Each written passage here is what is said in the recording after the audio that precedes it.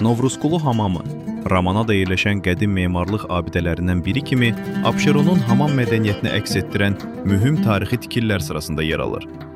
Hamamın adı Novruzqulu Babakişi oğlunun adı ilə bağlıdır və bu onun həm tikintisinin, həm də istifadəsinin yerli icma ilə sıx bağlı olduğunu göstərir.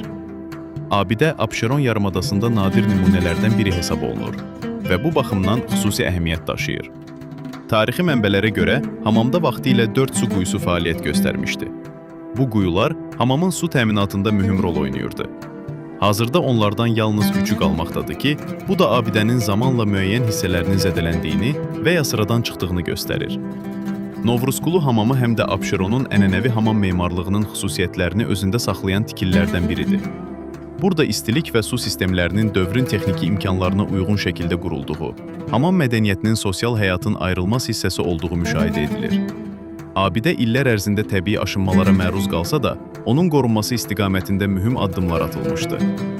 2022-ci ildə hamamın binasında geniş miqyaslı və keyfiyyətli bərpa işləri həyata keçirilmişdi. Bu bərpa işləri nəticəsində abidənin ilkin görünüşünün qorunması və gələcək nəsillərə çatdırılması üçün mühüm şərait yaradılmışdı. 6 iyul 2022-ci il tarixində Azərbaycan Respublikasının prezidenti İlham Əliyev Novruzqulu hamamında aparılan abadlıq və bərpa işləri ilə tanış olmuşdu.